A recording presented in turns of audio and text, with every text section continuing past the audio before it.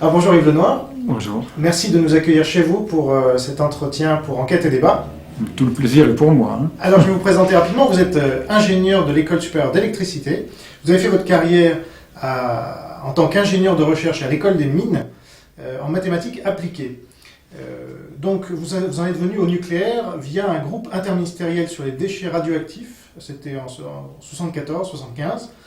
Et depuis, vous travaillez sur l'information sur le nucléaire et les questions nucléaires avec des associations amies comme les Amis de la Terre, comme Greenpeace et d'autres. Vous êtes président des enfants de Tchernobyl Bélarus, c'est ça? Et vous sortez donc un livre aux éditions Tatami qui s'intitule « Après l'accident atomique » et que vous tenez dans les mains. Le voilà. Un peu plus haut, pour qu'on le voit bien. Voilà, rapprochez-le. Voilà. Donc il vient de sortir le 1er juin. Oui. De quoi parle ce livre?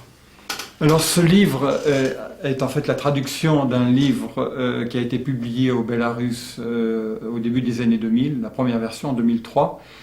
Il a été écrit par Vladimir Bamenko, qui est le directeur adjoint de l'Institut Belrad, qui s'occupe depuis, disons, le début des années 90 de l'assistance aux enfants et aux populations touchées par la contamination de Tchernobyl au Bélarus. Donc ils ont 20 ans d'expérience. Et ce livre explique ce qu'est la radioactivité, comment la pollution radioactive de l'environnement peut atteindre l'organisme humain, comment éviter qu'évidemment cette radioactivité soit ingérée, et si on est contaminé, comment le savoir, et comment accélérer l'élimination de cette radioactivité par un adjuvant qui est, enfin c'est même pas un adjuvant, c'est un additif alimentaire tout à fait bénin qui facilite l'évacuation des radioéléments ingérés. Donc ce livre-là a été traduit par une amie russe, une femme de lettres, et nous l'avons assorti d'un prologue et d'une postface qui le situe dans le contexte actuel des problèmes que posent Tchernobyl, Fukushima et la situation française qui est à la merci, évidemment, d'un accident du même genre. Alors justement, commençons par Fukushima, si vous le voulez bien. Oui. Ce livre, d'ailleurs, est sorti au Japon, où il y a eu un gros succès. Un très gros succès. Il est sorti en septembre de l'année dernière. Il a tout de suite rencontré un succès en librairie tout à fait étonnant, puisqu'il a battu la biographie de Steve Jobs. C'était vraiment un best-seller là-bas. Et pour donner une idée, vendu 840 yens, donc environ 8 €, en 3 semaines, il y avait déjà 9000 € de droits d'auteur. Donc vraiment les gens, et c'est normal, vu la situation de crise vécue par le Japon en ce moment-là, les gens se sont arrachés. Donc c'est un très grand succès.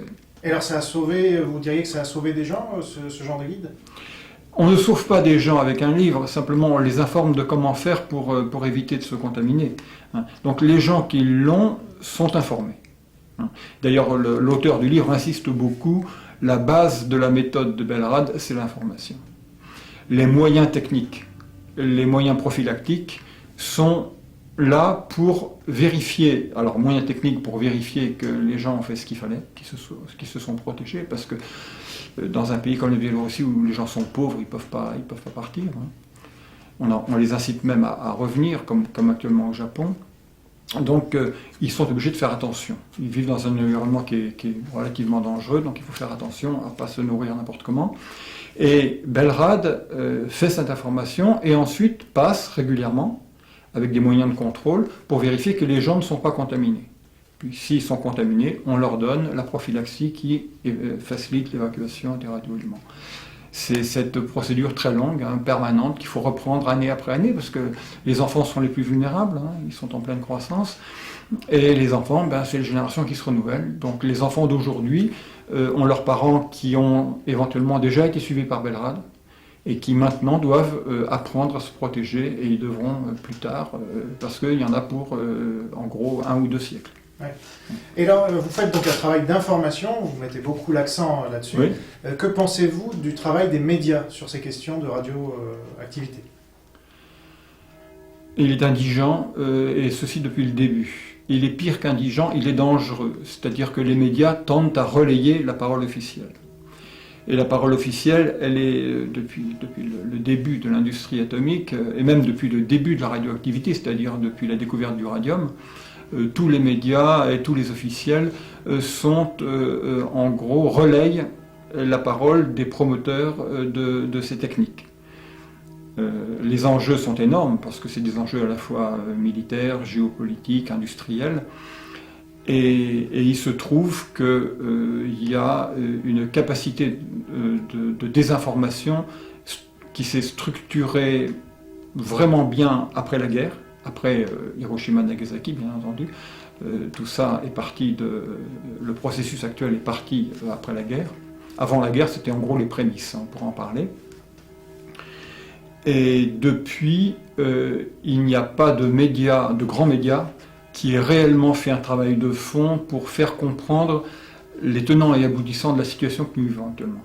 Ce travail de fond n'a pas été fait. Il a été partiellement présenté dans des films, sur différentes chaînes de télévision à des heures parfois impossibles, dans les journaux très peu, sous forme de tout petits articles, etc.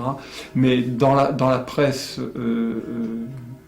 la grande presse, dans les grands médias, on n'a pas d'exemple d'une information réellement indépendante qui ne se contente pas de s'appuyer sur les déclarations officielles. Et alors, est-ce qu'il y a une situation propre à la France? Parce que nous, on avait étudié, par exemple, le poids d'Areva dans les publicités qui sont diffusées massivement, alors que personne ne va acheter une centrale nucléaire demain. Mais cette publicité, en fait, constitue une dissuasion, non pas nucléaire, mais publicitaire. C'est-à-dire, si vous dites du mal du nucléaire, on retire nos publicités. Est-ce que ça, c'est propre à la France? Est-ce qu'il y a d'autres phénomènes qui font que les médias parlent mal de ce sujet? Ce n'est que la pointe émergée de l'iceberg. Je vais vous donner un exemple qui est tout à fait instructif parce qu'il montre la collusion complète entre la radioprotection et l'industrie atomique. On parlera peut-être après de la structuration historique de la radioprotection mondiale. Il se trouve que dans ce schéma historique est intervenue à un moment donné la création de la Commission internationale de protection radiologique. C'était en 1948, juste après la guerre. Et cette commission fait des recrues, coopte des scientifiques ou des bureaucrates, parce qu'il n'y a pas eu que des scientifiques cooptés. Et les bureaucrates viennent de l'industrie atomique bien souvent, parce que ils servent de relais. Alors, il faut imaginer, 1948, nous sommes en 2000.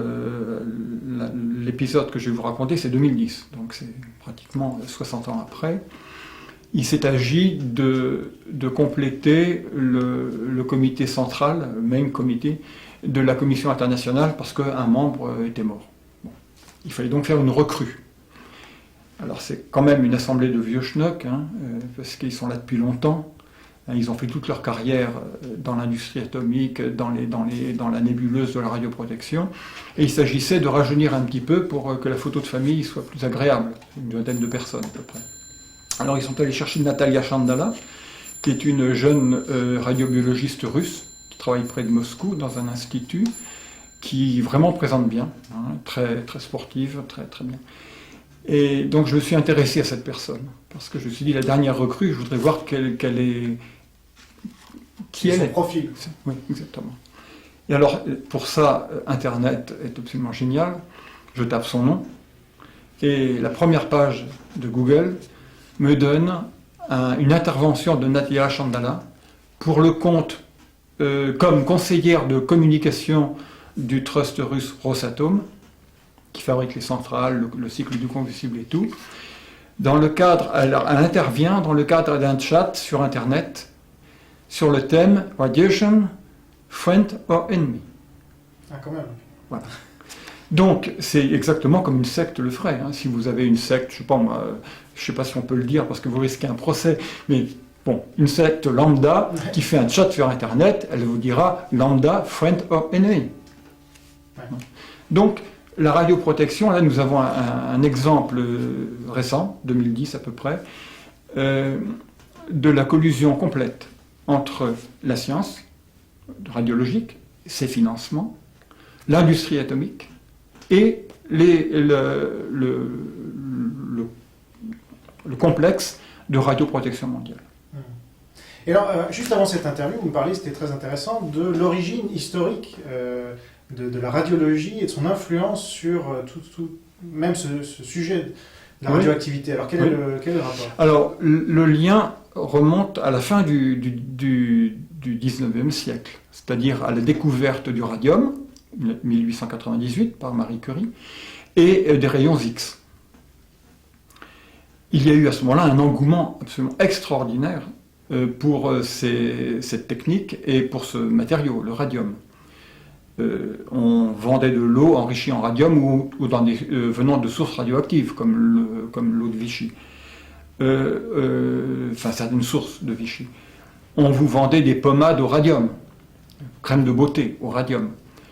Il y avait du radium dans les fortifiants, enfin des choses comme cela.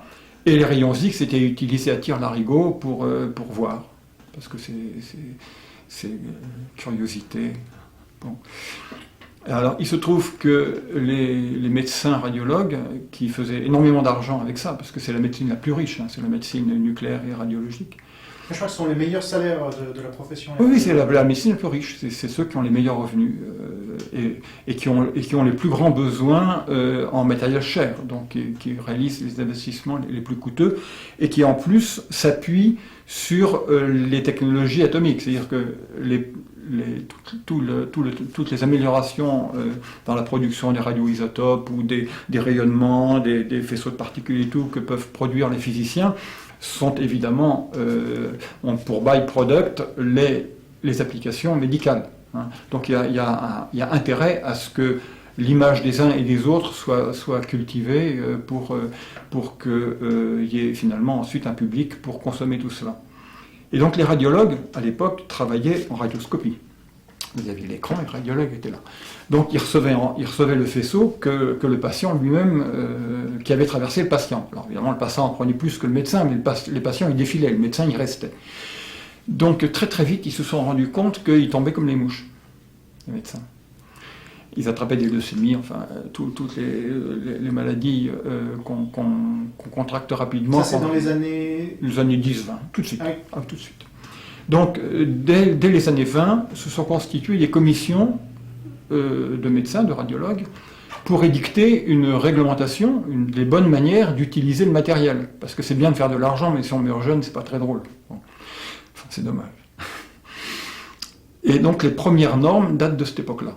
Alors, comme on connaissait la puissance des instruments, on a édicté tant de Röntgen par an, pas plus, etc. Et au fil du temps, on s'apercevait que malgré tout, on avait évidemment considérablement fait baisser la morbidité et la mortalité des médecins radiologues. Il n'empêche qu'elle était quand même plus importante que celle des médecins généralistes. Donc progressivement, les normes ont baissé. Là-dessus est arrivée la guerre. Alors entre-temps, il y avait toujours le culte du radium. On a découvert la fission atomique, c'était dans les années 30, la réaction en chaîne, juste avant la guerre. Et il y avait une aura absolument considérable pour l'énergie atomique. Marie Curie passait pour une sainte, d'autant plus que son mari était mort jeune, donc elle était là comme une sainte vierge de l'atome, hein, et qui avait une aura. Et ça a joué un rôle considérable sur le plan idéologique, il ne faut pas se le cacher. Hein.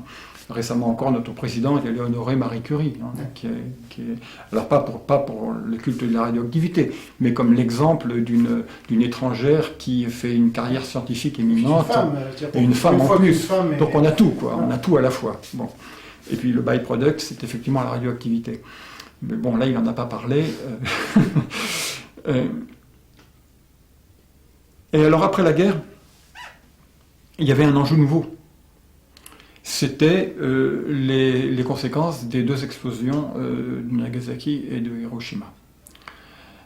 Et à ce moment-là, les radiologues, les associations de protection, parce qu'elles étaient plusieurs qui avaient édicté leurs règles, ils étaient groupés en associations plus ou moins internationales, hein, se sont regroupés et ont fondé la CIPR, Commission internationale de protection radiologique, dont les buts affichés dès le départ sont toutes les applications qui conduisent à des rayonnements ionisants. C'est-à-dire qu'ils vont émettre des recommandations sur les bonnes pratiques pour toute application qui émettent des rayonnements ionisants, donc l'industrie atomique elle-même.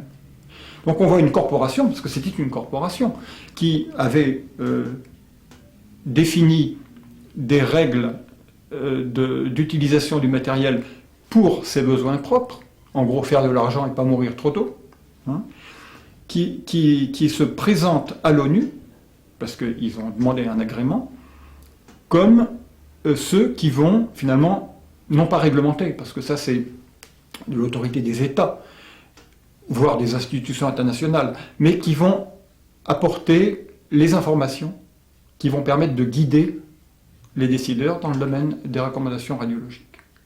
Donc c'est pas du tout un organisme indépendant, c'est un organisme complètement qui a un conflit d'intérêts majeur. Ils sont intéressés à ce qu'on émette de plus en plus de rayonnement, puisqu'ils font l'argent avec. Donc c'est pas du tout un contrôleur, hein, c'est le pompier pyromane. Hein, c'est typiquement le pompier pyromane. Et malheureusement, du fait de la renommée considérable de la médecine radiologique, parce qu'elle permet de voir, et de voir de plus en plus, avec de plus en plus de précision, il n'y a pas de contestation de la CIPR. C'est un organisme incontestable. Comme elle opère dans le cadre de l'ONU en lien avec l'OMS, nous sommes dans le cadre du plus grand pouvoir avec le moins de démocratie. Hein. L'ONU, c'est ça. Hein. C'est pouvoir mondial, et il n'y a aucune démocratie, puisque c'est des compromis entre États ou entre groupes de pression qui se résolvent dans le cadre de négociations privées, c'est comme ça qu'on peut les appeler, à l'ONU. Et ensuite on fait voter bêtement l'Assemblée Générale, où le Zimbabwe a le même poids que les États-Unis. Donc c'est comme ça que ça se passe. Alors, une fois, donc la Commission internationale de protection radiologique existait avant l'Agence internationale de l'énergie atomique. L'information sur les radiations était complètement lacunaire, sur les radiations liées à l'énergie atomique, était complètement lacunaire pour une raison très simple. C'est qu'après Hiroshima et Nagasaki, les Américains ont mis la haute main, enfin, ont mis le secret sur tout ce qui était séquelles des deux explosions. Et ils ont quitté le Japon en 1950 en emportant avec eux l'information qui concernait les retombées radioactives, c'est-à-dire les gens qui étaient morts d'avoir reçu les pluies noires, comme on les appelait, c'est-à-dire les retombées des deux explosions. Ils sont partis non seulement avec l'information, mais même les corps étaient aux États-Unis. Ils ont disséqué des dizaines de milliers de morts, de cadavres, et ils les ont emportés aux États-Unis. Et les Japonais n'ont rien dit parce que... Alors les Japonais ont protesté après, le problème du culte des morts, mais bien après, parce qu'ils étaient complètement sidérés et écrasés par la situation, hein, en général.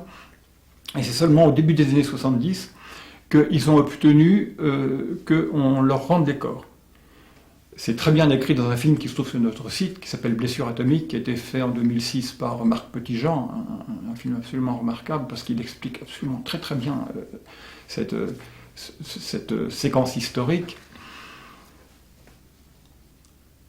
Au tout début, les Américains rendaient les corps, c'est-à-dire qu'ils les vidaient, ils les remplissaient de paille, et ils rendaient les corps, c'est-à-dire de la peau avec de la paille, aux familles. Enfin, c'était même pas empaillé, c'était très grossier. Mais ça permettait en gros d'avoir un visage et puis quelque chose dans une caisse. Et ensuite, les Japonais faisaient le rite des morts et le mettaient avec... vous savez que les Japonais ont une... Comment dire ? Les familles japonaises sont implantées en général depuis des siècles toujours au même endroit. Donc le culte des morts, ça concerne des lignées qui ont plusieurs siècles. Alors qu'il manque quelqu'un, c'était considéré comme véritablement insupportable. Mais au bout de quelques milliers d'empaillages de ce genre, ils s'étaient débordés. Parce que le nombre de morts a augmenté à partir d'un certain moment. Puisque les effets des contaminations se sont traduits, comme chez les liquidateurs de Tchernobyl, par des morts au bout de quelques mois, quelques années, et c'est au bout d'1 ou 2 ans qu'il y en a le plus. Il y en a un peu au début pour ceux qui ont pris énormément, et puis ceux qui ont pris un petit peu, entre guillemets, eh bien ils vont pourrir sur pied beaucoup plus progressivement. Et au bout d'un certain temps, les services américains qui s'occupaient de ça ont décidé de ne plus rendre les corps. Donc ils ont jeté les dépouilles en gardant les viscères pour leur travail scientifique. Et ils les ont emportés aux États-Unis. Dans les années 70, il y a donc eu de grandes manifestations d'associations, de familles au Japon, qui ont demandé au gouvernement qu'on rende les corps. Ça a été très difficile. Et finalement, ces corps ont été rendus, et les familles ne sont pas repris, parce que c'était des bocaux. Et alors dans le film, vous voyez un entrepôt, comme un entrepôt industriel, avec donc des étagères, et vous avez pratiquement à l'infini, au sens où tout le champ visuel est occupé par une immense quantité de bocaux qui contiennent des viscères. C'est absolument terrifiant. Mais ça, les médias n'en parlent pas non plus. Enfin, on n'a pas été informés. Non, pas du tout. Au Japon, sans doute, bien entendu, mais chez nous, non. Le fait que les Américains aient caché les effets des contaminations internes, non.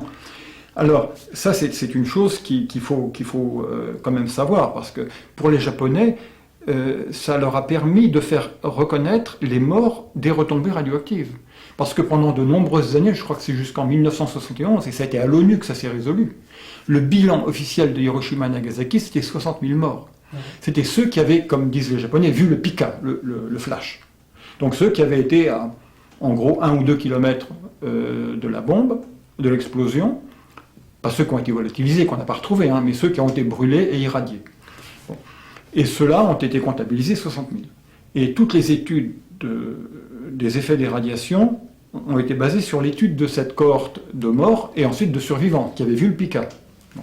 Mais ceux qui avaient subi les retombées sans voir le pika étaient en dehors de la statistique. Et ils étaient 80 000 les morts. Donc plus nombreux que... Plus nombreux. Ouais. Si bien que lorsque, après des années et des années de procédures et de bagarres, les associations japonaises ont réussi à faire reconnaître, c'était en 1971 à l'ONU, les morts des retombées, et bien effectivement le chiffre est passé de 60 000 à 140 000. Et ça, c'était les morts précoces, bien entendu. Alors, comme les Américains sont partis avec l'information sur les contaminations internes, ne reste au Japon que l'information sur les irradiés. Dans un centre spécial qui étudie ces questions-là, d'ailleurs j'ai ici le livre, je vous montre. La version 1979 du comité japonais qui s'occupe de l'étude des conséquences. Alors dans ce livre, on a énormément de choses, mais ça ne concerne que les gens qui ont reçu les retombées, le flash, qui ont reçu le flash. Et c'est là-dessus qu'est basée la radioprotection. Et en plus, comme c'est une information complexe, on a retenu que les cancers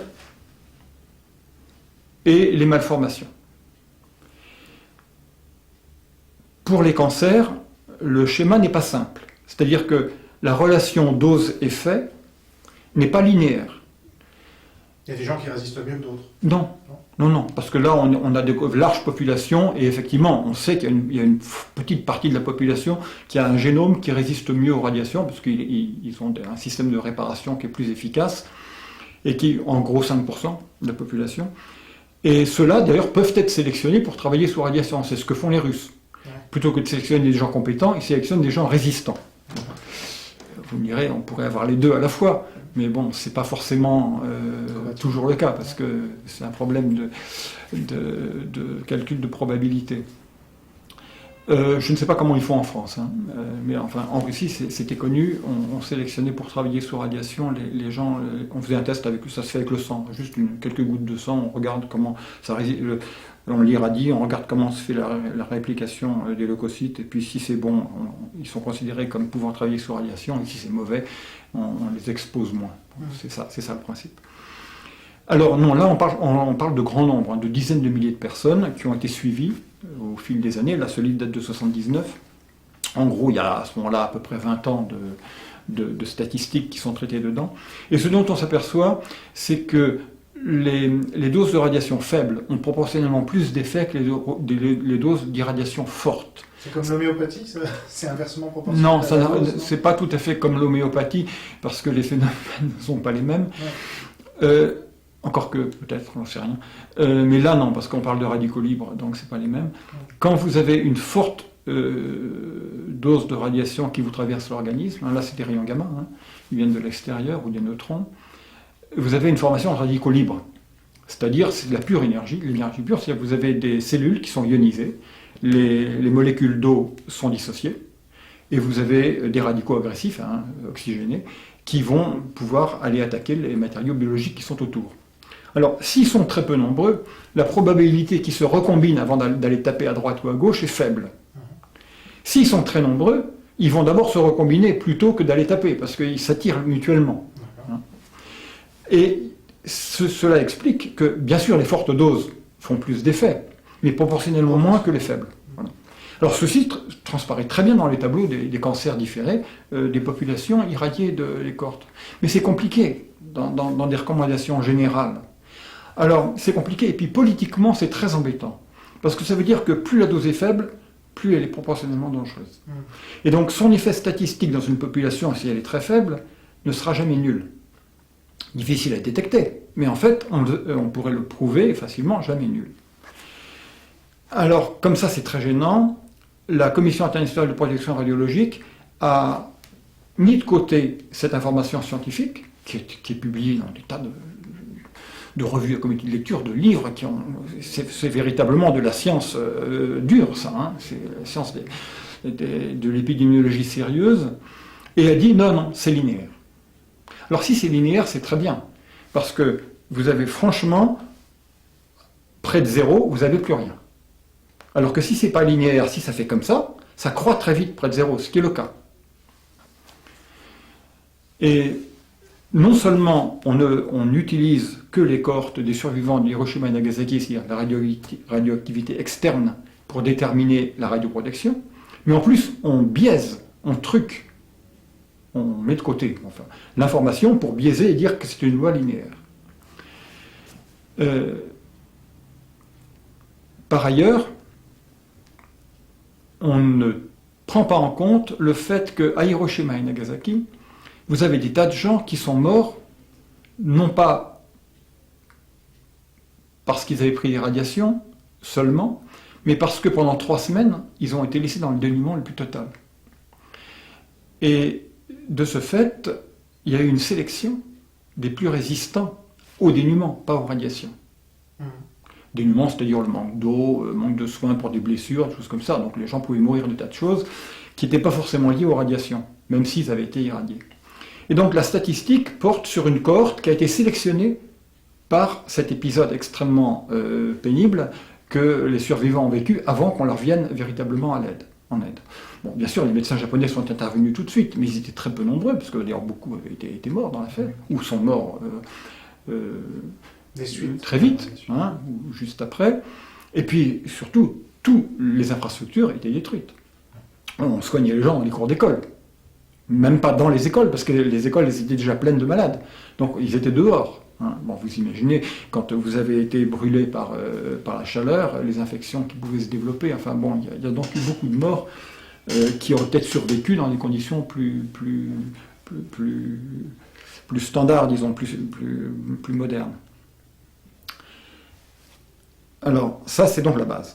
Et puis progressivement, l'information est venue parce qu'on a développé l'énergie atomique.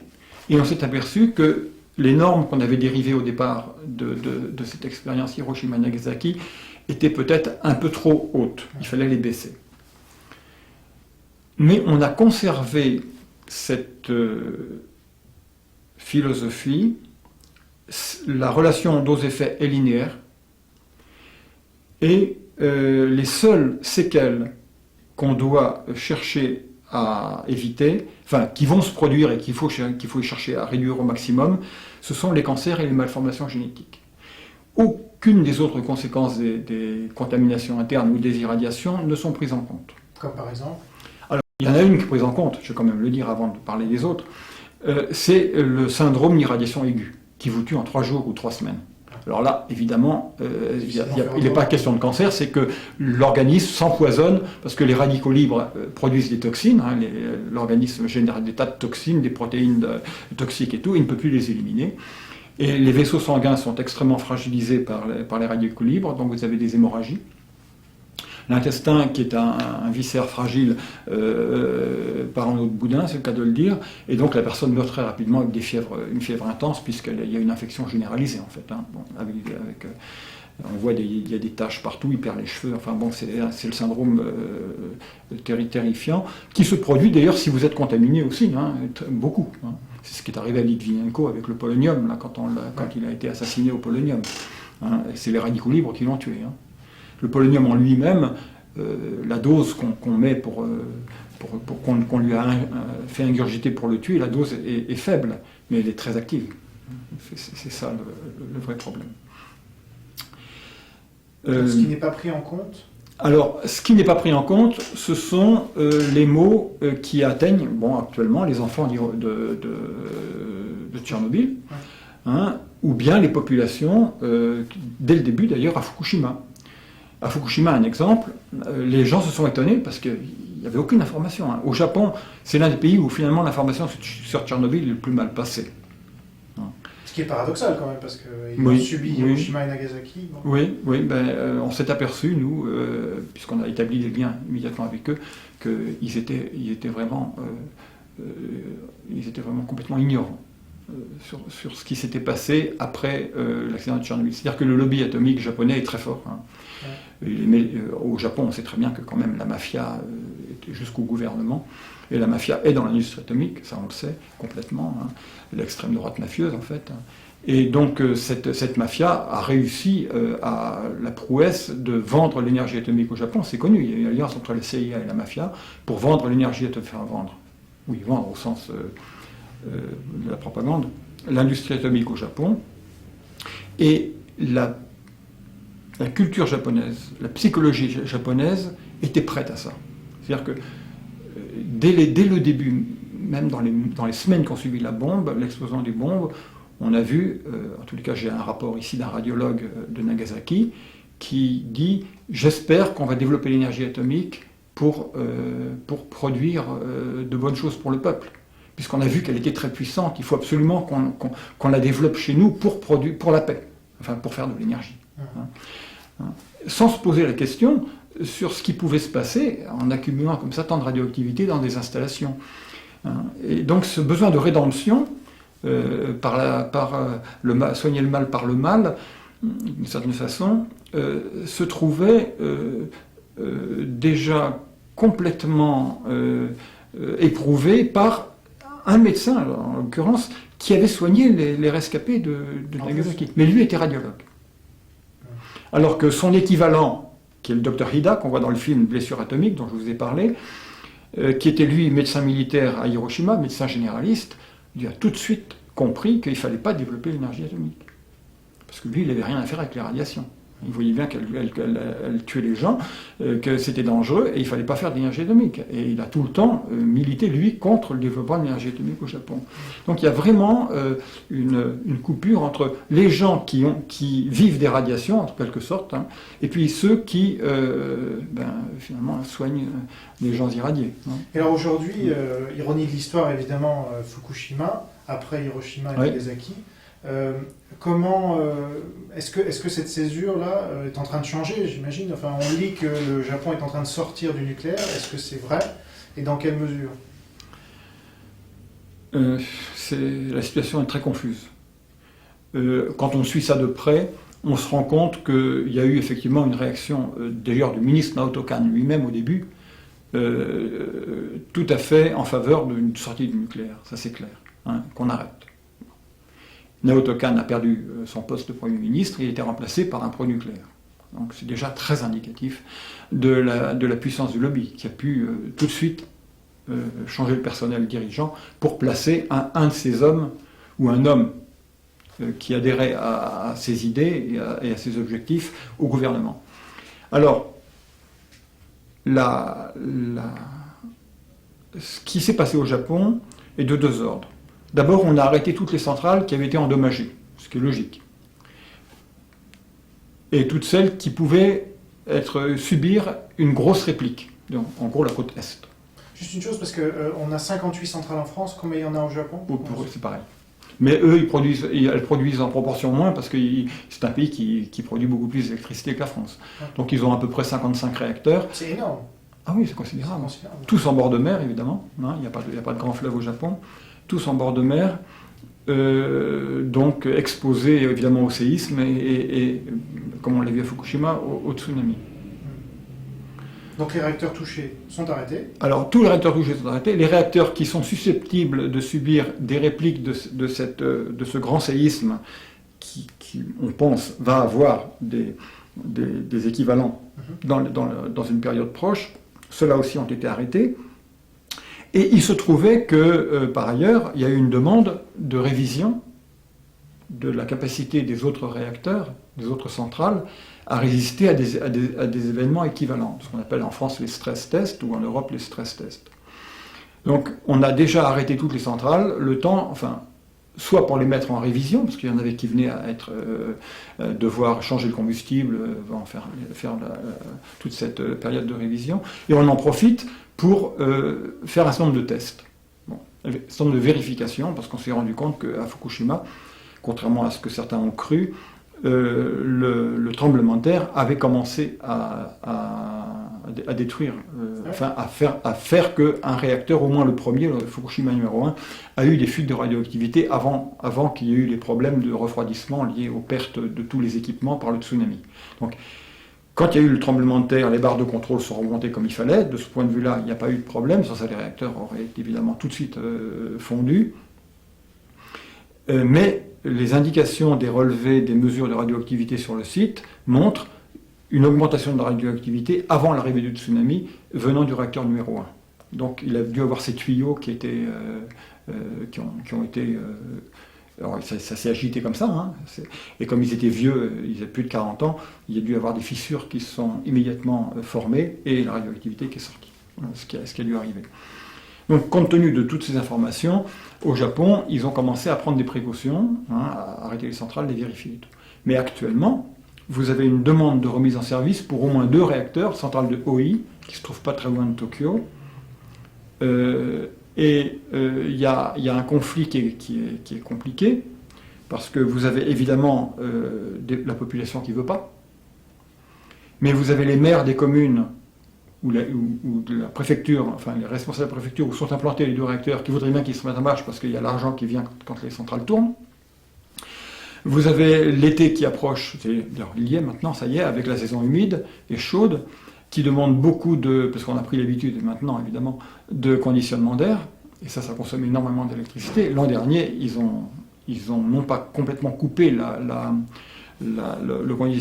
climatisation des immeubles, mais ils l'ont sérieusement réduite. Et les hommes étaient enfin autorisés à venir travailler sans veste et sans cravate. Parce que sinon, non, on allait toujours travailler en veste et en cravate. Ouais, forcément, puisqu'il faisait frais dans les bureaux, c'était tolérable. Et c'était devenu une norme sociale. Donc actuellement, la situation est complexe, et aux dernières nouvelles, j'ai encore eu un email ce matin, il semblerait que pour ces 2 centrales-là, le rapport de force soit en faveur de son redémarrage, de leur redémarrage. Ouais, ouais. Alors ça ne va peut-être pas se faire tout de suite, parce qu'il reste des vérifications à faire, mais les services de sûreté japonais sont intervenus pour dire que, de leur point de vue, on pouvait les remettre en route. Donc maintenant, on a quitté, disons, l'aspect technique, puisqu'ils ont donné le feu vert, et on est dans une situation où c'est le rapport de force entre certains élus locaux qui ne veulent pas qu'on la mette en route, d'autres qui veulent parce qu'ils ont besoin d'argent, ils avaient sans doute des emprunts à rembourser, je ne sais quoi encore, et puis les populations qui demandent que surtout pas. Ouais. Donc, ce qui veut dire que finalement, avec leur dizaine de centrales, ils sont repartis sur une nouvelle génération de nucléaire, selon vous ou... Les Japonais ? Oui. Ah non, pour l'instant, de toute façon, ils n'en construiront pas d'autres, à mon avis. C'est ça, d'accord. Je ne pense pas. Mais ils sont dans une situation difficile parce qu'ils n'avaient rien mis en place. Ils n'avaient, disons, aucun programme envisageant de sortir du nucléaire. Un peu comme la France aujourd'hui, non ? Exactement. Ils avaient même, finalement, moins d'énergie renouvelable qu'en France. Moins de programmes d'énergie renouvelable qu'en France. Oui. Le Japon avait surtout fait un énorme effort d'économie d'énergie, c'est-à-dire d'efficacité énergétique. Ils ont été les premiers, avant même le choc pétrolier. C'était la seule économie dont le PNB augmentait plus vite que la consommation d'énergie dans le monde. Maintenant, c'est devenu un peu une norme. Les pays avancés ont un PIB qui augmente plus vite que la consommation d'énergie. Surtout en Chine, par exemple, ce que les gens ne savent pas. Bon, ça ne veut pas dire qu'ils ont de très grandes performances, mais cette performance s'améliore qualitativement, sensiblement d'année en année. Donc ils avaient ça. Mais ils avaient misé beaucoup sur le nucléaire pour l'électricité. Et donc, ils n'avaient pratiquement pas d'éoliennes. Alors que près de Fukushima, il y a des éoliennes au bord de la côte. Elles ont continué à fonctionner même après le séisme. Elles n'ont pas été renversées par le séisme, ni le tsunami. Ça ne les a pas abîmées. Mais les centrales à charbon de bord de côte, elles, ont été entièrement dévastées. Il a fallu les réparer avant de les remettre en route. Donc vous aviez momentanément non seulement les centrales nucléaires, mais toutes les centrales à charbon qui avaient pris le tsunami. Il y en a beaucoup le long de la côte. Donc les Japonais se trouvaient vraiment dans une situation très difficile. Et ils ont fait du photovoltaïque, c'est vrai, mais à des doses qui ne sont pas aussi élevées que celles des Allemands, par exemple, ou des Espagnols. Donc c'est ça qui fait qu'au Japon, ils ne sont absolument pas prêts à une transition énergétique. Ah oui, c'est-à-dire qu'ils ne préparent rien en ce moment? Si, maintenant oui, mais c'est long. Et vers quoi ils s'orientent alors? Oh, ils ont tout ce qu'ils veulent. Ils ont des énergies marines avec les marées, même les vagues, enfin tout ce qu'on veut. Ils ont surtout possibilités éoliennes importantes et des possibilités photovoltaïques aussi, parce qu'ils ont une industrie très performante. Donc le problème, c'est le temps de mettre ça en place. C'est très long. Mais la volonté politique est là, puisque... Il n'y a pas que la volonté politique dans ces affaires-là. Il y a la volonté des investisseurs. Bien sûr. Bon, les investisseurs font leurs calculs. Ils savent très bien que, d'abord, c'est très rentable de faire dans ces énergies renouvelables. L'année dernière, l'investissement dans les énergies renouvelables, c'est 10 fois l'investissement dans le nucléaire. Et l'investissement dans le nucléaire, c'est un investissement pas de renouvellement, c'est de réparation, d'entretien. Et ça ne compense même pas les centrales qu'on arrête. On a plutôt une baisse du nombre de centrales dans le monde, indépendamment de l'arrêt des centrales japonaises, là, en l'occurrence. Bon.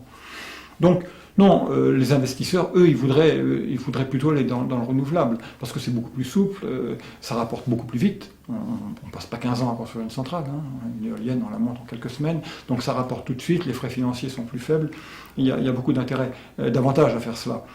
Mais c'est long, parce que c'est des unités dispersées, il faut adapter le réseau électrique à ça, ce qu'on appelle les smart grids, c'est les réseaux intelligents, qui est la clé de voûte, par exemple, du programme d'Obama pour les énergies renouvelables. Le réseau, c'est la prérogative de l'État ou des États. Donc, le gouvernement américain, très intelligemment, a dit, nous, on va développer les smart grids, puis vous, industriels, vous, financiers, vous investissez dans les moyens de production. Un peu comme ce qui s'est passé avec Internet. Oui, tout à fait. Et en Allemagne, c'est actuellement le schéma. Les Allemands, depuis 10 ans, voulaient sortir du nucléaire. Avec Fukushima, la décision est devenue vraiment irrévocable, alors qu'avant, elle était un peu quand même en balance. Et le programme allemand de centrales éoliennes, qui était très développé, doit passer à un stade supérieur, c'est-à-dire les éoliennes offshore en mer du Nord, ou dans la Baltique. Ce qui fait des champs qui sont loin des sources de consommation. Et donc, il faut adapter le réseau électrique pour ça. Et en plus, une énergie qui est fluctuante. Voilà. Donc ça pose des problèmes d'équilibre du réseau qui sont complexes, mais tout à fait gérables, puisque les Danois ou les Espagnols s'en sortent très bien avec des proportions d'énergie électrique éolienne qui vont entre 30 et 50%, suivant la force du vent. Donc c'est considérable. Même en Espagne récemment, je crois qu'ils sont allés jusqu'à 75% d'éolien, ou un chiffre comme ça. Ça n'a pas duré très longtemps, mais il se trouvait qu'il y avait beaucoup de vent, et comme ils ont beaucoup d'éoliennes, ils ont satisfait les besoins pratiquement intégralement avec leurs éoliennes. Et c'est vrai que c'est beaucoup moins rentable que le nucléaire, ça. Non, alors justement, ça c'est faux. C'est faux, mais c'est toujours le problème de l'information sur les coûts réels. Le coût réel du nucléaire n'est pas bien comptabilisé pour 2 raisons. D'abord, la recherche n'est pas dans le prix de l'électricité. Or, la recherche atomique, actuellement encore, pour la fission uniquement, c'est 40 à 50% de toute la recherche publique. Je ne parle pas des industriels. C'est 40 à 50% de la recherche de tout le secteur de l'énergie. alors que ça ne produit, au niveau mondial, que 2,5% de l'énergie consommée. Donc vous avez un rapport de 20 entre la productivité de la recherche pour l'énergie nucléaire et pour les autres sources d'énergie. C'est quand même considérable. Ensuite, vous devriez ajouter à cela la recherche pour la fusion, qui représente 10% de tous les crédits de recherche. Et compagnie. Ouais, 10%, qui n'ont jamais produit le moindre kilowatt. Au contraire, qu'on en consommait des C'est milliards. pas prévu avant longtemps. À mon avis, ça ne sera jamais produit. Tout le moins sous cette forme-là. Donc, on a là une quantité considérable de ressources qui ne sont pas comptabilisées dans le prix du kilowattheure. En France, si on comptabilisait, on augmenterait de 10 à 20% le prix du kilowattheure. Donc c'est vraiment beaucoup. Oui, c'est 6 milliards par an, à peu près. D'accord. C'est le budget du CEA et puis de quelques officines qui travaillent dans ce domaine-là. Ensuite, vous avez les provisions pour la gestion des déchets et pour le démantèlement qui ne sont pas faites. Or, les exemples de démantèlement d'installations ou de préparation de gestion de déchets atomiques montrent que les coûts sont très supérieurs dans la réalité à ceux qu'en général on annonce. Alors, on peut prendre un exemple en France, qui est la centrale de Brennilis, une petite centrale à eau lourde dans les monts d'Arrée en Bretagne. Le budget de démantèlement, il n'est pas fini, est déjà 20 fois la prévision. À Three Mile Island, où le réacteur avait commencé à fondre, mais n'était pas détruit, c'est-à-dire que la cuve était intègre, simplement à l'intérieur, le combustible était à moitié fondu. Ça, c'est aux États-Unis? Oui, après l'accident, c'est l'accident 79 aux États-Unis. Donc vous avez une perte de refroidissement qui a mal été contrôlée pendant quelques heures. Et quand les experts de la commission de sûreté nucléaire américaine ont compris ce qu'il fallait faire, au moment où ils ont pris les bonnes décisions et réalisé les bonnes actions, ils se sont aperçus après coup qu'ils étaient à 20 minutes de la fusion totale. Donc ça a été vraiment sur la corde raide, ça s'est joué à un cheveu cette histoire. Comme dans les films américains. Alors oui, absolument, comme un film. Bon. Il n'empêche qu'ils ont dû relâcher la radioactivité, qu'il y a eu des séquelles, très intéressantes sur le plan pré-Tchernobyl, on pourra en reparler, parce que là où on voit à quel point l'information est, dans ce domaine-là, il est capital de la maîtriser, pour le lobby, j'entends. Et donc, quand ils ont ouvert la cuve, ils ont mis 1 an et demi à l'ouvrir, quand même. Et ensuite, ils ont vu que c'était fondu. Ensuite, il a fallu la vider, pour mettre le truc vraiment en sûreté, parce qu'on ne peut pas garder une cuve avec du combustible à moitié fondu dedans. Ça leur a pris 12 ans au total, et ça a coûté 2 fois le prix du réacteur. Et il n'est pas démantelé pour l'instant, c'est juste sortir le combustible. D'accord. Et à cela s'ajoutent aussi les coûts des assurances. Alors, ils sont trop faibles, puisqu'on n'assure pas. Oui, enfin, justement. On n'assure pas. C'est-à-dire qu'un accident comme Tchernobyl, quand on fait les comptes, et qu'on ramène ça à nos standards à nous, alors pour la Russie, la Biélorussie, non, la Russie on n'a pas les chiffres, mais pour la Biélorussie et l'Ukraine, le coût total que les États, parce que c'est des États communistes, ont dû payer, c'est 400 milliards de dollars. C'est-à-dire plus de 100 fois le coût de la centrale. Mais donc aucune assurance ne veut assurer une centrale nucléaire. Et là, ce n'est pas le coût uniquement de l'intervention pour le sarcophage, avec les 500 000 hommes qu'on a exposés et tout, qui maintenant meurent comme des mouches ou sont perpétuellement malades. C'est l'ensemble des coûts, c'est-à-dire le sarcophage, les essais de décontamination, ça ne marche jamais, les déplacements de population qu'il faut reloger, le manque à gagner, perte agricole, perte de production d'électricité en l'occurrence, etc., etc. Bon, c'est tout ça qui a constitué en gros le coût qui a grevé les budgets des républiques en question, pour donner un ordre de grandeur, et le budget de ces républiques, vu qu'elles étaient communistes, c'est pratiquement leur PIB, puisque tout est produit par l'État, dans le cadre de l'État. Eh bien, pendant 5 ans, c'était 25% du budget. Et pendant ce temps-là, évidemment, l'activité économique, la production, a baissé de 10% par an. Et c'est pour ça aussi que les gouvernements biélorusses et ukrainiens ont décidé d'arrêter les frais. Et c'est pour ça que nous devons intervenir là-bas, puisqu'ils ont arrêté les frais. Or, les frais, ils continuent, puisque la radioactivité est là. On a peut-être gagné la bataille de Tchernobyl en mettant un sarcophage dessus, mais l'ennemi, il était loin. Les retombées, elles étaient à 200 km quand il avait plu à tel endroit, etc. Donc on voit même à 500 km des endroits où il faut intervenir. Parce que si on laisse les enfants se contaminer, ils auront des problèmes. Alors justement, comment est-ce qu'on peut faire pour aider votre association? Est-ce que vous pouvez donner des références? Allez sur votre site internet? Ah bah oui, sur le site internet, c'est enfantstchernobylbelarus.org. Donc, de toute façon, quand on tape enfant de Tchernobyl Belarus, on est en première page de Google. Ouais. Même Donc quand on donne 20 € par exemple à votre association, qu'est-ce que ça permet? Alors, quand on donne 20 €, le plus simple, c'est de donner le budget. Oui. Parce que nous n'intervenons pas directement, nous finançons et nous passons des contrats en fait avec l'Institut Belrad. C'est la seule façon de transférer des fonds sans que le gouvernement bélarus mette la main dessus, c'est d'avoir un contrat commercial. On ne peut pas faire de l'aide humanitaire au Bélarus sans que le gouvernement prenne l'argent. Bon. Donc on a inventé une procédure, et c'est comme ça qu'on travaille avec tous les deux organismes qu'on soutient au Bélarus, c'est-à-dire le laboratoire de sûreté génétique de l'Académie des sciences de Minsk. Vous vous rendez compte, nous devons subventionner l'achat de matériel de pointe pour un laboratoire officiel en Biélorussie. Parce qu'ils ont interdiction d'acheter du matériel de pointe à l'étranger sur fonds publics. S'ils n'avaient pas nos fonds, ils ne pourraient pas faire de recherche de pointe, donc ils ne pourraient pas être publiés, ils ne pourraient pas participer à des congrès internationaux, et leur travail sur les séquelles de Tchernobyl serait impossible, ou ne serait pas reconnu, parce que fait avec des moyens trop anciens. Bon. Donc il y a une question de crédibilité et de légitimité que nous devons leur garantir. Et pour ce qui concerne Belgrade, donc qui intervient auprès des enfants, il faut imaginer la situation, un pays qui n'est pas tout à fait grand comme la France. Ils sont à Minsk, eux, dans la capitale. C'est plutôt le sud qui est le plus touché, près de Tchernobyl, mais pas seulement. Vous avez jusqu'à Brest-Litovsk, à l'ouest, où il faut intervenir. Vous avez donc le sud, Gomel, etc., toute cette région-là, jusqu'à la frontière russe et ukrainienne.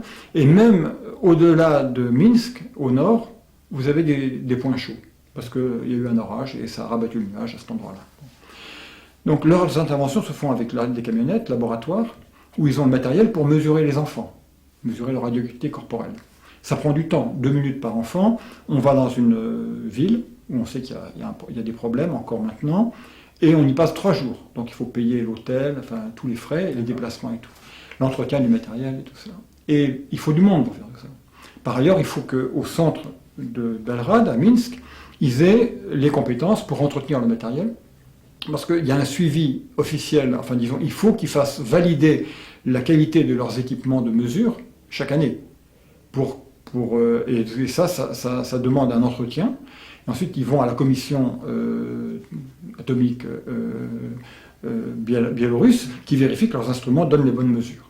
Donc ça, c'est chaque année, il faut renouveler. Il faut renouveler toutes les habilitations régulièrement, ça fait effray. Le résultat, c'est qu'ils sont 30 personnes pour faire tout ça, et qu'il faut payer chaque mois. Ça fait 6 000 €. Ah oui, seulement, oui, parce que avec ils ont les salaires les plus bas, on peut dire qu'ils sont au plancher. Ouais. Ils sont au plancher. Là-bas, il n'y a pas de salaire. Non, mais c'est des gens motivés. C'est des gens motivés, moi je les ai rencontrés. C'est une équipe absolument remarquable, des gens qui sont complètement dévoués et qui ne prennent que le strict nécessaire. Donc c'est 6 000 €. Ensuite, il faut payer toutes les taxes, tout ça. Ça, on arrive à peu près à 9 000 €. Parce qu'il y a des taxes sur les salaires, bien entendu. Et ensuite, il faut payer l'essence, l'entretien des camions, la pectine qu'on distribue aux enfants pour éliminer la radioactivité, etc. Et on arrive minimum 13 000 € par mois. Et là, c'est pour le service minimum s'il n'y a aucun pépin. On s'est aperçu que si on maintient uniquement ce chiffre-là, quand il y a un pépin, eh bien, il se trouve à manquer d'argent. Donc on avait décidé de passer à 16 000 pour qu'ils aient un certain confort financier. On a pu tenir 4 mois. Et puis maintenant, on est retombé à 13 000, et les mois qui viennent, on ne sait même pas comment on paiera, parce qu'il y a une baisse des fonds. Alors, ce système, donc, peut fonctionner si les donateurs donnent. Et si, par exemple, ils achètent le livre... Alors, à ce moment-là, le livre, ils l'achètent, donc 8 €, et si c'est par nous, eh bien, il y a 4 € qui vont à Belgrade. 4 €, c'est une boîte de pectine. C'est donc une cure de 3 semaines pour un enfant qui s'est contaminé. Mais ce qu'il faut savoir, c'est qu'il y a 20 000 boîtes qui sont... Enfin, non, pas 20 000. Il y a plus de 10 000 boîtes qui sont distribuées chaque année. Parce que Belgrade suit, en gros, 20 000 enfants. Et sur ces 20 000, il faut donner 10 000 boîtes de pectine. Et c'est le minimum. On devrait faire 4 cures par an, on n'en fait plus qu'une. Parce qu'on n'a pas les moyens d'assurer. On pourrait sur les 4 cures, mais on ne pourrait suivre que 2000 ou 3000 enfants. Or, il y a 500 000 enfants à suivre. Alors, depuis 20 ans, on sait où se trouvent les zones les plus à risque. Donc, c'est cela qu'on va voir de façon prioritaire. Il n'empêche qu'on fait des sondages aléatoires à droite à gauche pour vérifier qu'il n'y a pas un problème qui se pose. Parce qu'après tout, on peut, malgré 20 ans d'expérience, on ne sait jamais. Et ça ne décroît pas, c'est-à-dire les nouveaux enfants, si je puis dire, sont contaminés de la même manière ou quand même les effets diminuent? Non, parce que les moyens de se contaminer sont entre guillemets extrêmement violents. C'est-à-dire qu'on trouve encore des champignons avec 200, 300 000 becquerels par kilo. Or, les gens sont pauvres, donc ils vont chercher les champignons pour faire les réserves pour l'hiver. Et ça, c'est des mesures qu'a fait Belrad l'année dernière. Je ne parle pas du début, où ils étaient à 1 million de becquerels. Là, on est encore à 300 000, 250 000, 300 000 pour certains échantillons. Les pères vont à la chasse pour avoir du gibier, parce que la viande est chère. Et le gibier est contaminé. On va aussi récolter les baies. Ça, c'est le pire, vous dites. Les baies et les champignons, oui, c'est le pire. Et le gibier, c'est pas mal non plus, parce que les sangliers, ils fouinent, ils ont la radioactivité directement du producteur au consommateur, ça c'est évident. Et puis, les gens, comme ils sont pauvres, ils ont des potagers. C'est surtout des zones rurales. Dans les villes, même si elles ont été contaminées, c'est plus facile de contaminer une ville. On arrose le bitume, ou on le recouvre, au bout d'un certain temps, on a fait sensiblement baisser la radioactivité. À la campagne, on ne peut pas décontaminer la campagne. Les Japonais ici essayent, c'est complètement délirant, et c'est comment dire, c'est un acte social, mais c'est pas un acte efficace. Et donc les gens ont leur potager, et parfois ont des pratiques de culture qui sont extrêmement dangereuses. Ils mettent en danger leurs enfants. Je prends un exemple. Comme ils n'ont pas d'argent, ils n'achètent pas d'engrais. Donc comme ils se chauffent au bois, on prend la cendre, on le met dans le potager. Le résultat, c'est que la contamination des forêts passe dans le potager, et concentrée en plus. On a des cendres qui sont des déchets radioactifs, ça a été mesuré. Elles devraient être stockées dans des installations spéciales. Elles sont utilisées dans les potagers. Bon. Et c'est ça qui fait qu'on trouve encore des enfants qui sont autant contaminés qu'il y a 15 ans.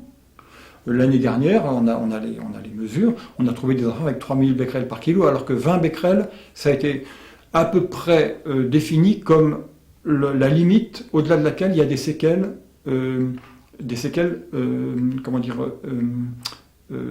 déterministes.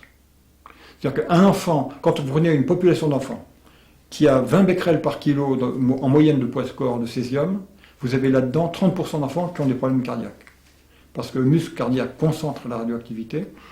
À ce moment-là, son fonctionnement est perturbé par tous les radicaux libres et les perturbations électriques provoquées par ces radicaux libres, là où le césium va, c'est là où va le potassium, donc dans les circuits nerveux.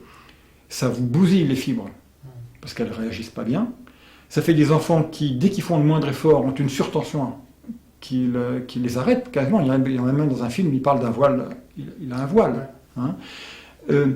Le cœur leur fait mal. Il court, il a mal. Il arrête. Et si on ne les décontamine pas, ils ont des morts subites. Même les adultes d'ailleurs, mais c'est surtout les enfants, parce que leur organisme étant en croissance, ils concentrent beaucoup plus la radioactivité que les adultes. Et ces séquelles-là sont absolument déterministes. Donc, si vous avez 3000 becquerels par kilo, il faut tout de suite vous faire baisser la contamination. Ça prend du temps, 20 becquerels par kilo, ce n'est pas la première semaine que l'enfant va être malade, c'est au bout d'1 ou 2 ans. D'ailleurs, c'est ce qui est arrivé après Tchernobyl. On a vu apparaître toutes ces maladies somatiques liées aux séquelles des radiations à peu près 2 ans après. Nous, on est allé en 89 là-bas, parce qu'on avait été alertés par des amis russes qu'il y avait des problèmes de santé dans les populations de tel et tel endroit. Nous sommes allés avec un médecin, les médecins parlent aux médecins, donc les médecins biélorusses et russes, parce que c'était en sud de la Russie, ont sorti leurs statistiques, ils ont dit, voyez les courbes. Alors il y a le sida des radiations, c'est-à-dire que l'enfant ne guérit pas d'infection ordinaire, qui se produit aussi au Japon. On a des maladies, en particulier des pneumonies, qui augmentent, qui guérissent mal. Ils ont des troubles cardiaques, évidemment, ça c'est pris tout de suite. Les troubles thyroïdiens, ça c'était le nuage, et ensuite le césium. Donc ils ont des nodules, des kystes, et plus tard les cancers. À partir de 89-90, les cancers sont apparus, et on atteint des proportions considérables qui n'ont été reconnues que la fin des années 90 par les organismes onusiens. C'est vous dire que c'est difficile de faire admettre que Tchernobyl a causé des cancers de la thyroïde. Il a fallu 8 ans. 98, c'est. Ensuite, vous avez des diabètes. Alors, les maladies auto-immunes, thyroïdite, diabète sucré. Vous avez des nourrissons de père et de mère non diabétiques qui naissent diabétiques. Parce que, in utero, ils ont eu leur pancréas qui a souffert. Donc, ils sont diabète type 1, donc le plus grave, à la naissance. C'est vous dire, la vie qui se prépare pour eux. Bon. Vous avez aussi, dans les zones où il y a de fortes contaminations, ça nous l'avions vu dès 89 là-bas, vous avez une fatigue cérébrale. À Novozubkov, par exemple, et à Vietka, qui sont dans... Alors Vietka, c'est dans le sud du Bélarus, Novozubkov, dans le sud-ouest de la Russie. C'est deux villes assez proches l'une de l'autre. Vous avez une très forte contamination du territoire et une protection faible de la population. À Novozubkov, elle était même nulle, puisque moi j'ai bouffé 4000 becquerels en un repas. Et c'est ce que mangeaient les gens tous les jours. Donc on est sûr que la contamination... Ça, je le sais parce que j'ai été mesuré par hasard le même jour avec l'anthropogamomètre qui était là. Il y en avait un. Bon. Donc là, à Novozubkov, les femmes nous ont dit, nos enfants, alors elles pleuraient carrément, nos enfants, à l'école, ils ne peuvent même plus travailler. Les cours ne durent que 25 minutes au lieu de 45, parce qu'au bout de 25 minutes, ils sont complètement à la masse. Bon. Et à la maison, ils sont tout le temps apathiques, ils ne jouent plus. Et pour une mère, c'est terrifiant de voir son gosse qui est tout le temps fatigué. Et ça, c'est les radiations dans le cerveau qui vous fatiguent le fonctionnement des neurones. Moi, je pense qu'on a bien compris ce que ça permettrait, mais pour des sommes finalement assez faibles, on rend un bienfait énorme, quoi. Alors, si on voulait, oui, alors là, on peut passer à des extrapolations. J'avais demandé au directeur de Belgrade, Alexei Nesterenko, je lui avais dit, qu'est-ce qu'il faudrait pour qu'un institut comme vous couvre l'ensemble des besoins du Bélarus, mais correctement, c'est-à-dire 4 mesures par an, avec deux distributions éventuelles de pectine pour éliminer la radioactivité s'il y en a. Il m'a dit, alors il a fait ses calculs, il m'a dit qu'il nous faudrait 1 à 2 millions d'euros par an. D'accord. Ce qui est rien. Alors nous avons réussi à faire survivre Belgrade à toutes les attaques qu'ils ont subies de la part à la fois du lobby atomique et d'institutions de radioprotection, disons, aux finalités douteuses. Mais c'est très grave, pour vous donner un exemple. Quand Vassili Nesterenko, qui est un des grands liquidateurs de Tchernobyl, c'est le seul grand dirigeant de l'industrie atomique qui a tout abandonné pour aller à Tchernobyl. Il avait la charge des réacteurs nucléaires mobiles de la force stratégique soviétique. C'est vous dire, c'est lui qui les construisait. Il y avait le réacteur sur un camion, la turbine sur un autre, et tout ça, ça partait en Sibérie pour échapper aux satellites américains. C'était la terreur des Américains, parce qu'ils ne savaient pas où étaient les missiles mobiles soviétiques. Et comme il faut beaucoup d'énergie pour faire l'oxygène liquide et tout ça, ils avaient une centrale atomique qui se trimballait avec eux. Et c'est lui qui avait conçu la centrale. Les réacteurs venaient d'être construits d'ailleurs au moment de Tchernobyl. Il est parti à Tchernobyl, il monté dans un hélicoptère, il a survolé les réacteurs pendant longtemps pour voir un peu ce qu'on pouvait faire. Alors il a été évidemment très contaminé, très irradié, il a passé tout le reste de ses jours malade, tout le temps, il était perpétuellement malade, il est mort en 2008, d'épuisement d'ailleurs.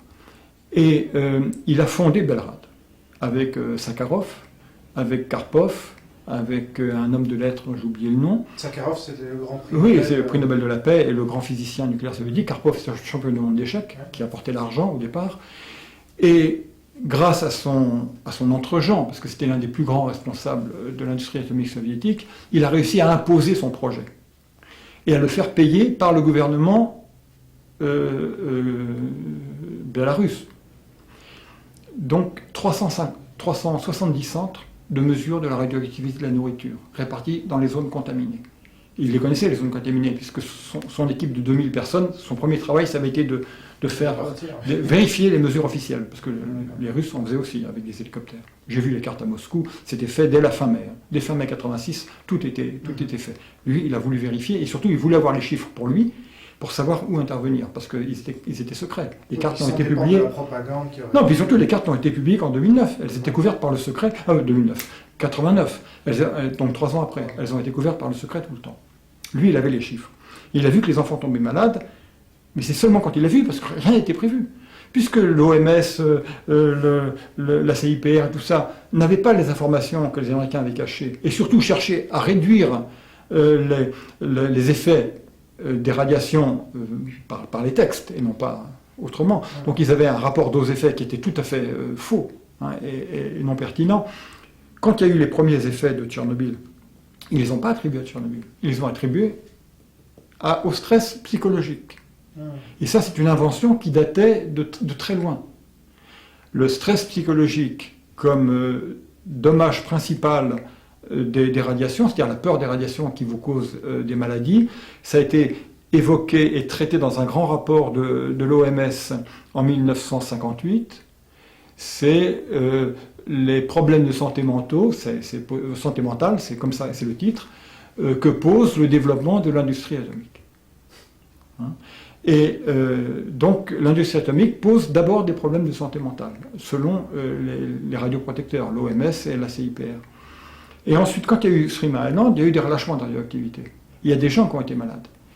Ils ont réussi à faire reconnaître et payer par l'entreprise Metropolitan Edison les trisomies 21 nés dans l'année qui a suivi l'accident. Uniquement. Oui. Ça fait quand même 12 millions de dollars. 280 trisomies 21 dans les naissances des personnes qui étaient sous le vent de relâchement d'iode. Ensuite, il y a eu des mots qui sont apparus et les gens se plaignaient. Et ils se plaignaient en particulier d'une perte d'immunité, dont j'ai parlé déjà. Alors vous avez un psychiatre de Bethesda, c'est ça qui est très intéressant, parce que Bethesda c'est le centre de la commission nucléaire américaine, de contrôle nucléaire américaine, c'est à Bethesda. Donc on peut supposer qu'ils avaient des relations entre eux, qu'ils se connaissaient, et qu'il avait les informations venant de Three Mile Island. Et quand il a vu qu'il y avait des gens qui se plaignaient de perte d'immunité, compte tenu du fait que la CIPR vous disait que les seuls problèmes que pouvait poser la radioactivité, c'est les cancers et les malformations, il s'est dit, mais alors c'est pas la radiation, c'est quoi? Qu'est-ce qui peut causer leur perte d'immunité? Ben, c'est le stress. Et il a inventé la radiophobie. Donc on explique une perte d'immunité, vous ne guérissez pas d'un rhume ou d'une pneumonie ou je ne sais quoi, parce que vous êtes inquiet à cause des radiations que vous avez reçues 5 ans avant. Alors ça a été publié. C'est pourtant pas très scientifique. Ah non, mais ça a été admis, c'était reconnu comme étant une avancée dans la compréhension des problèmes de santé posés par l'accident de Three Mile Island. Et ce modèle, alors ça on est en 85, l'année d'avant Tchernobyl, et ce modèle a été repris en 88, la perte d'immunité, enfin du stress radiologique qui explique les pathologies, parce qu'il y avait énormément de mots qui apparaissaient dans les populations à ce moment-là, c'est-à-dire environ 2 ans après. Et qu'on ne savait pas expliquer. Non, que le modèle ne prévoyait pas. Et c'est beaucoup plus tard, nous quand nous sommes allés à Tchernobyl en 89, on voyait, empiriquement, on voyait que ça allait très, très mal, surtout chez les enfants, qui avaient vraiment des troubles, des maladies qui sont totalement inconcevables chez un enfant. Une cardiopathie, une surtension artérielle, des cataractes, parce que la radiation du cristallin, le diabète de type 1, il y avait un vieillissement de l'organisme. On avait des enfants qui avaient des organismes de petits vieux, qui avaient des maladies de petits vieux, qui avaient subi toute leur vie des atteintes aux cellules, comme tout le monde en subit. Donc ça, c'était incompréhensible, puisque les modèles officiels ne disaient rien. Il n'y avait pas encore les cancers. Il y a eu quelques leucémies aiguës chez les liquidateurs. Les cancers de la thyroïde apparaissaient seulement, mais ils n'étaient pas encore bien comptabilisés. On les aurait bien comptabilisés, on aurait vu qu'il y avait déjà, entre guillemets, une épidémie. Puisque le taux normal de cancer de la thyroïde dans une population d'enfants, c'est 1 pour 1 million par an. Là, on était déjà, en 89, on était déjà à 20 ou 30. Donc, c'était déjà une épidémie. Et n'importe quel médecin épidémiologiste vous aurait dit, il y a un problème. Bon, on a attendu qu'il y en ait 100 par million pour dire, ah oui, c'est bizarre. Et on a attendu qu'il y en ait 1000 à peu près, ou 300 par million, pour reconnaître que c'était lié à Tchernobyl. Ça, c'est 98. Donc, ça donne une idée de la résistance du lobby à l'information. Et donc toutes ces maladies qui apparaissaient dès 88 ont tout de suite été mises sur le compte de la radiophobie. Tout de suite. C'est-à-dire que les publications sont tout de suite parties dans ce sens-là, les études. Et ça a été ensuite retour d'expérience aux États-Unis. C'est-à-dire que vous avez d'autres psychiatres aux États-Unis qui ont dit « Ah mais c'est vrai, on va aller voir à Three Mile Island si c'est pas vrai. » « Oh mais oui, bien sûr, c'est vrai, ils ont eu les mêmes genres d'ennuis, et c'est parce qu'ils ont peur, etc. » Et c'est seulement en 91-92 qu'aux États-Unis, on a eu un vrai retour d'expérience. Les gens se sont dit non, ces histoires de radiophobie, c'est du bidon, c'est lié aux radiations. Et vous avez eu des études précises, scientifiques, sérieuses, menées par des épidémiologistes sérieux, qui ont établi qu'effectivement, il y avait une relation entre un certain nombre de mots et l'accident de Three Mile Island, les rejets de Three Mile Island. Ils ont dû aller jusqu'à la Cour suprême, ils ont fait une class action, 1990 plaignants, c'est quand même pas mal. Ils ont d'abord gagné, puis ils ont été déboutés par la Cour suprême de l'État de Pennsylvanie. Ils ont continué, ils sont allés jusqu'à la Cour suprême des États-Unis qui les a déboutés parce qu'il n'y avait pas possibilité d'établir la preuve scientifique que leurs mots étaient évidemment liés aux radiations. Parce que 1900 cas, quand vous avez une population de plusieurs dizaines de millions ou une quinzaine de millions de personnes, quand vous rapportez ça à la morbidité générale, c'est une fraction de pourcent. Et c'est pour ça d'ailleurs que les plaintes n'aboutissent jamais, comme on le voit en France avec les irradiés des essais atomiques. Vous avez 700 personnes qui visiblement ont été touchées par la retombée au point d'en être malades, 4 ont été reconnues, et aucune en Polynésie, que des militaires et des expatriés. Donc la capacité de résistance du lobby, elle est phénoménale. Pour nier. Alors dernière question, parce que vous avez parlé quand même, vous avez cité l'OMS, oui. Qui est quand même un organisme qu'on connaît peu, sauf sous l'angle des vaccinations. Oui, réussi. Voilà. Et coûteuse. Très coûteuse. Oui. Qu'est-ce que vous pouvez nous en dire sous l'angle de radioprotection? Oui. Oui. Alors, l'OMS, comme je le disais, est un organisme... Ah non, je ne l'ai pas dit. Il a été fondé donc en 1900... L'OMS, c'est 1948, si je ne dis pas de bêtises, avant l'Agence pour l'énergie atomique. À peu près au même moment que la CIPR. D'ailleurs, c'est des organismes liés. Hein. Ils ont des accords entre eux. La CIPR et l'OMS collaborent, la CIPR fournissant des informations à l'OMS. Il faut quand même, avant de parler de l'OMS, il faut parler d'une date très importante qui est à la racine du système d'information sur les séquelles de la radioactivité pour la santé. C'est la création en 1955 de ce qu'on appelle l'UNSCAR, ça veut dire United Nations Scientific Committee on the Effect of Atomic Radiation. Cet organisme, donc, qui a été fondé en 1955, a pour mission de recevoir l'information scientifique venant du monde entier sur les effets des radiations sur la santé. En fait, quand on dit ça, on dit quelque chose qui est vrai et faux à la fois. Parce que théoriquement, ils ne reçoivent l'information que des États. Parce que dans le cadre de l'ONU, une agence de l'ONU ne peut recevoir une information, entre guillemets, pertinente, ou disons statutairement réglementaire, légale, que des États. Donc les séquelles des radiations atomiques, normalement, l'UNSCAR ne doit les examiner qu'après le filtre des États. Vous imaginez donc bien du pas. lobby. Ou même des militaires, quand il s'agit des essais atomiques. Les lobbyistes, au sens là. Bien sûr. Mais normalement, quand on regarde un petit peu mieux dans le détail leur mission, ils devraient lire toute la littérature scientifique pour voir qu'est-ce que les scientifiques, les épidémiologistes, les médecins, les radiobiologistes, tout ont produit sur la question. Donc l'UNSCAR est fondé en 1955, 2 ans après le fameux discours, enfin 2 ans, 1 an, parce qu'il était à la fin de l'année 1953, Atoms for Peace d'Eisenhower devant l'ONU, qui a lancé le programme nucléaire mondial. À la suite de quoi on a créé l'Agence pour l'énergie atomique, en 1956, donc après l'UNSCAR. Et l'OMS, jusque-là, n'avait pratiquement rien fait. Ils avaient juste reçu un rapport. Non, ils n'avaient rien fait, effectivement, puisque l'un des premiers rapports importants qui a été publié par l'OMS, mais sans numéroter, et qui n'est plus dans sa bibliographie, c'est un groupe de généticiens, dont un prix Nobel, et de très grands généticiens français, anglais, etc., qui avaient demandé à l'OMS de publier un rapport qu'ils avaient élaboré, qui soulignait les dangers de se lancer dans le développement de l'industrie atomique. C'était en 1956 qu'ils l'ont conçu, il a été publié en 1957 par l'OMS. L'OMS, en revanche, a publié en 1958 le rapport sur les problèmes de santé mentale. Ça donnait déjà une assez bonne idée. Quant à l'UNSCAR, son premier rapport de 1958, donc la même année que le rapport sur la santé mentale, c'est un rapport qui, en gros, prenait le contre-pied du rapport déposé à l'OMS par les généticiens. Et dans la liste des scientifiques, une liste alors Alors que le nombre de généticiens qui avaient participé au rapport de l'OMS était une sélection des meilleurs, hein, donc il y a des gens qui avaient vraiment travaillé la question. Là, on a une liste impressionnante, et quand on regarde dedans, les généticiens sont une infime minorité. En revanche, les gens du lobby de la radioprotection et de l'industrie atomique sont très nombreux. Hein.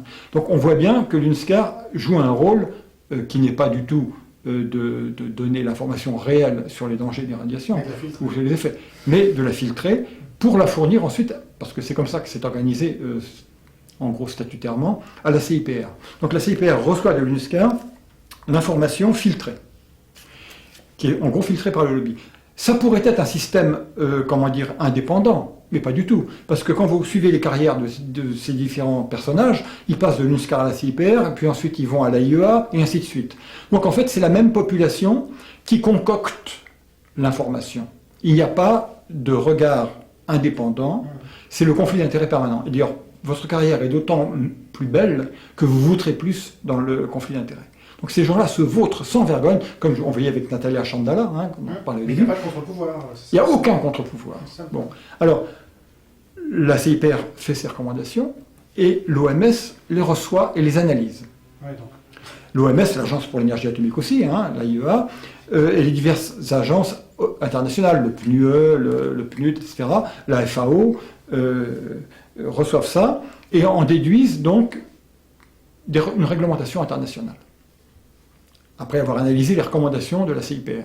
Et cette réglementation internationale est fournie aux États qui, à partir de cette information-là, édictent la législation de radioprotection nationale. Donc on voit l'influence, quand même, l'importance. L'influence alors les États peuvent n'en faire qu'à leur tête. Ah oui. Par exemple, en France, dans les mines d'uranium qu'on exploitait autrefois, c'était des mines souterraines, on avait multiplié par 10 la recommandation internationale de protection radiologique pour les mineurs, parce que dans une mine souterraine, si vous ventilez pour arriver à un taux de radon qui respecte la norme, qui n'est pas du tout une norme scientifique, hein, c'est une norme, une sorte de garde-fou. Hein. Bon, il y aura quand même des mineurs qui seront malades et qui auront des cancers du poumon, mais bon, si vous respectez ça, vous ventilez tellement fort que ça devient insupportable, vous ne pouvez plus travailler.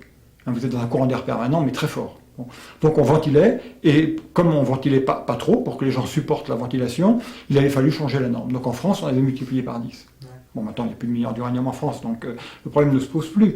Mais il se pose ailleurs, là où on exploite l'uranium, par exemple en Afrique, c'est pas des mines souterraines, mais là, c'est un problème d'eau. Comme il n'y a pas beaucoup d'eau, les mineurs boivent l'eau de la mine. Bon. Ah oui.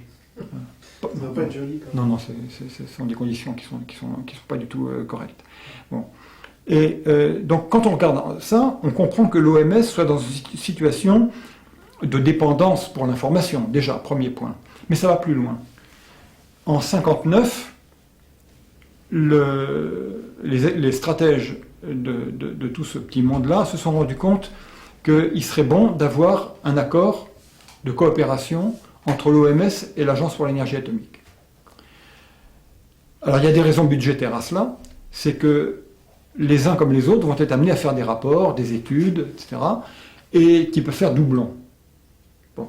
Par ailleurs, je pense que l'expérience du rapport des généticiens de 1957, qui avait dû être contrecarré par le rapport de l'UNSCAR pour rester dans les clous du programme Atoms for Peace, en gros, hein, de la dissémination mondiale de l'énergie atomique, cette expérience-là montrait qu'il fallait éviter qu'on sombre dans l'incohérence et la confusion.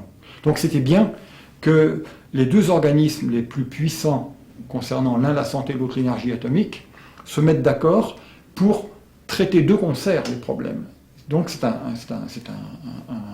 accord entre agences, comme il y en a beaucoup à l'ONU, mais là il y a des clauses supplémentaires. Parmi ces clauses supplémentaires, il y a le fait que l'OMS ne publie qu'avec l'accord de l'Agence pour l'énergie atomique. Premier point. C'est quand même pas rien, ça. Non. Alors comme l'énergie atomique, l'Agence pour l'énergie atomique dépend du Conseil de sécurité, elle est sous l'autorité du Conseil de sécurité, elle a un poids politique qui est incommensurablement plus grand que celui de l'OMS qui dépend que du Conseil économique et social, c'est-à-dire un truc qui est vraiment marginal sur le plan politique. Hein. C'est un peu comme l'UNESCO, bon, en quelque sorte. Donc l'OMS, sur le plan hiérarchique, est dévalorisé. Et par ailleurs, concernant les moyens, n'en parlons pas. Pour ce qui concerne les questions de radiation, l'AIEA a des moyens qui sont colossaux, alors que l'OMS n'a quasiment rien. Et le résultat de cet accord, c'est que l'OMS en a eu encore moins après, parce qu'il n'y avait pas intérêt à en développer. L'AIEA faisait le travail, l'OMS n'avait qu'à recopier les rapports. On va voir une application à Fukushima tout de suite après, parce que ça y est, c'est parti. Et ça, il faut le dire. C'est parti, et ça montre qu'ils appliquent leur stratégie avec toujours la même efficacité et la même méthode. Donc ça a été le premier point qui a affaibli l'OMS considérablement sur ces problèmes-là. Et il n'y a plus d'études sérieuses, par exemple, de génétique à l'OMS. Quand vous regardez les rapports de l'OMS, les génétiques liées aux radiations, pratiquement plus rien. Il n'y a rien sur Windscale, l'accident de Windscale de 57 à l'OMS. Il n'y a rien sur l'accident de Kishtim, c'est un peu normal. Three Mile Island, il n'y a rien. Même à l'UNSCAR, il n'y a presque rien. J'ai regardé ce matin, il y a 6 références. Vraiment, presque rien. Donc, ces gens-là filtrent vraiment, efficacement. Et après Tchernobyl, il y a eu une confusion énorme qui est passée un peu inaperçue, mais pas dans le milieu en question. C'est que les Russes, se basant sur les recommandations de la CIPR et les modèles de prévision de la CIPR, ont annoncé à la première conférence de Vienne en août 1986 40 000 morts à cause de Tchernobyl. C'était évidemment très sous-estimé, mais c'est ce que disaient les prévisions, le modèle de prévision de la CIPR. Quand ils ont annoncé ça, d'après leurs mesures, qui étaient faites effectivement, comme je vous l'ai dit, les cartes étaient établies dès la fin mai et début juin 1986, les Occidentaux et les gens de l'OMS et de l'AIEA sont montés au créneau en disant non, c'est pas possible, votre chiffre est faux, c'est 4000. Ça c'est en 86, en août 86. Donc Valéry Legasov, le chef de la délégation soviétique, qui était le responsable de la sûreté nucléaire de l'URSS, donc un personnage considérable, était assez abasourdi, et la délégation soviétique est repartie à Moscou. Et le mois suivant, quand ils sont revenus à la deuxième conférence de l'Agence pour l'énergie atomique sur Tchernobyl à Vienne, donc en septembre 86, ils ont dit « Ah oui, vous avez raison, c'est 4000, on s'était trompé d'un facteur 10 dans les retombées ». Legasov s'est suicidé 2 ans plus tard, le jour même, enfin la nuit, 2 ans jour pour jour, la nuit de l'accident. C'est-à-dire à 1h26 du matin, il s'est tiré une balle dans la tête. Il ne supportait plus d'avoir joué ce rôle, c'est clair. Bon. À ce moment-là, on a frôlé le clash. C'est-à-dire que si jamais l'opinion mondiale avait vraiment... Nous, on avait pris la mesure de ça, parce qu'on suivait les choses. Mais les journalistes n'ont absolument pas compris ce qui se jouait là. Ou n'ont pas voulu comprendre. Non, à mon avis, ils n'ont pas compris. Ah bon? Parce qu'ils ne travaillent pas. Ils n'ont pas compris. Donc, comme ils n'ont pas compris, heureusement pour le lobby atomique, ouf, le vent du boulet était passé. Mais ils se sont dit, il ne faut pas que ça se reproduise. Alors, dès ce moment-là, c'est-à-dire que c'est au moment même de la seconde conférence, celle de septembre, pardon, l'Agence pour l'énergie atomique avait préparé 2 conventions. Les conventions, une qui est de déclaration, parce que les Russes avaient déclaré beaucoup trop tard l'accident de Tchernobyl, ils avaient tardé, je crois, 5 jours. Il a fallu que les Suédois disent « Ouh là là, il s'est passé quelque chose de grave », et les Russes ne pouvaient plus dire que c'était pas chez eux, ils ont dû reconnaître que c'était arrivé à Tchernobyl. Et ensuite, la convention d'assistance. Alors, la convention d'assistance, c'est une convention qui, en gros, et même pas en gros, dans le détail, donne tout le pouvoir de gestion de la crise radiologique à l'Agence pour l'énergie atomique. Tout. C'est elle qui est chargée de coordonner les efforts des États pour contrer la crise. Le mot santé n'apparaît pas dans la convention. Le mot santé. Donc l'OMS en est totalement écarté. Donc l'OMS a perdu tout pouvoir d'intervention statutaire lors d'une crise radiologique. Et ça, c'est 1 mois après la convention, 3 mois après Tchernobyl, 1 mois après le clash de la conférence de Vienne. Donc ils ont serré tous les boulons à ce moment-là. Et c'est l'AIEA qui a eu le pouvoir de le faire. L'OMS n'a rien dit. Il n'y a eu aucune protestation. Les conventions ont été votées comme un seul homme par l'Assemblée générale de l'ONU. Donc nous vivons sous ce régime. C'est un régime qui est nouveau, au sens où les précédentes crises, Three Mile Island, Windscale la première, Three Mile Island, je ne parle pas des essais nucléaires qui ont provoqué des contaminations terribles, mais qui ont été alors là complètement occultés. Il faut voir que l'ensemble des essais nucléaires, c'est 10 000 fois Hiroshima en retombée. Donc c'est colossal. Et ça dans des endroits où il y a moins de population. Pas forcément, parce que vous avez une dissémination, et il n'y a plus de point zéro sur Terre de population qui ne soit pas contaminée. Toutes les populations mondiales ont subi, soit par leurs parents, donc c'est un problème génétique, soit directement des retombées radioactives. De toute façon, alors plus ou moins. Et on a des champignons en France qui contiennent du césium des essais nucléaires, et qui l'ont toujours. Donc c'est une contamination globale de l'environnement. Ça a été très très peu traité, sauf quand c'était grave et qu'il y avait des procès comme aux États-Unis. Et depuis, alors Tchernobyl, l'AIEA est arrivée après, mais à Fukushima, c'est l'AIEA qui a eu le pouvoir, tout de suite. Bon. Alors on peut s'étonner que l'OMS est sorti, il y a même pas un mois, 3 semaines, un rapport sur la dosimétrie de Fukushima. Moi, ça m'a surpris, parce que je ne m'attendais pas à ce que l'OMS fasse des déclarations comme il en a fait juste après, en disant attention, le pire qui peut s'arriver, c'est que les gens aient peur. Ça a été fait 3 semaines après. L'OMS a dit attention à la radiophobie. Parce que votre association a manifesté devant l'OMS aussi. Alors, pas nous. Si nous, parce que nous sommes partie prenante. Mais ça, ça date de... C'est une manifestation permanente qui dure depuis 5 ans à Genève. On pourra en parler si vous voulez. C'est pour dénoncer l'accord de 59. Malheureusement, l'information sur la Convention n'est pas bien passée. Et les militants se sont mobilisés pour dénoncer l'accord de 59 qui est caduc, puisque cet accord-là ne porte pas sur l'essentiel, c'est-à-dire les crises radiologiques. Enfin, plutôt, la Convention l'annule pour les crises radiologiques. Donc, l'OMS n'a même plus à faire d'informations pour les crises radiologiques. Pourquoi en fait-elle à Fukushima? Pourquoi? C'est très simple. Parce qu'au Japon, l'Agence pour l'énergie atomique a très mauvaise presse. On peut le comprendre. Bon. Puisque c'est en gros dans le cadre du programme Atos for Peace qu'on a développé le nucléaire au Japon, avec l'Agence pour l'énergie atomique qui poussait à la roue. Bon. Donc les gens ont une dent contre cette agence. Alors il faut à ce moment-là changer un petit peu le décor pour ce qui concerne l'information et la préparation de l'opinion à accepter le déni des conséquences de Fukushima, comme ça a été fait à Tchernobyl. Il y a un déni total, il y a toujours que 40 morts et 4000 cancers. Enfin, ah oui, ça n'a pas changé. Le rapport du Forum Tchernobyl de 2006, enfin réalisé en 2005, publié en 2006, répète le chiffre en question. Le rapport de l'UNSCAR de 2008 répète les mêmes chiffres. Donc, si vous voulez, là, on a un système scientifique qui est assez bizarre, c'est que la prévision prime sur la réalité. On a prévu en 86 4000 morts. On comptait déjà 30 morts par irradiation massive, c'était les pompiers en gros. Il y en a eu 20 de plus parce qu'il y a un certain nombre de liquidateurs qui avaient travaillé eux aussi dans cette zone-là qui sont morts assez vite. Donc on est à 50. Les pilotes d'hélicoptères, les 28 pompiers, et puis je ne sais plus qui encore. Bon. Et puis pour les cancers, on admet toujours que 4000 cancers mortels. Comme on a déjà 4000 cancers de la thyroïde reconnus, il y en a sans doute plus, enfin il y en a 4000 reconnus, ça fait qu'il y a une confusion entre les 4000 cancers de la thyroïde et les 4000 cancers mortels. Mais le chiffre de 4000 est conservé.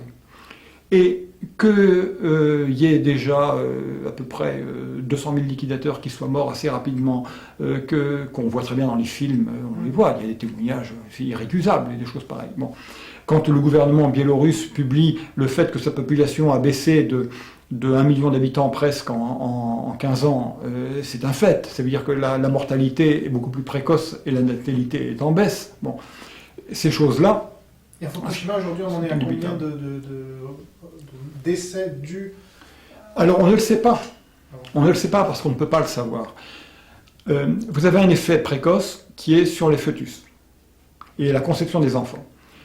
Vous avez naturellement 5% de garçons qui naissent de plus que de filles. La raison est liée aux radiations naturelles. Les garçons ont un grand chromosome X et un tout petit chromosome Y. Et les filles, elles ont 2 chromosomes X. Donc la probabilité qu'une radiation aille taper dans 2 grands chromosomes X est plus grande qu'une radiation aille taper dans un grand chromosome X et un petit chromosome Y. Et ça se passe au tout début de la division cellulaire. Si à ce moment-là, le génome est endommagé, c'est la mort de... Et la femme ne s'en rend même pas compte, puisque c'est un embryon qui est de quelques cellules qui est zigouillé. Bon. Et ça se traduit par 5%. Alors, il y a une compensation progressive par les pseudo-hormones qu'on relève dans l'environnement et qui font que le taux de filles a tendance à augmenter, puisqu'il y a une féminisation même des hommes. D'où les problèmes de concentration de sperme de spermatozoïdes, qui fait qu'il y a des hommes stériles, alors qu'ils ne devraient pas l'être, il y en a de plus en plus. Bon. Alors on croit combattre ça par des méthodes entre guillemets de procréation assistée, mais on ferait mieux de penser à moins polluer l'environnement, ce serait sans doute plus efficace, mais moins juteux pour certains probablement dans les deux camps d'ailleurs, dans le camp de la médecine comme dans le camp de la chimie.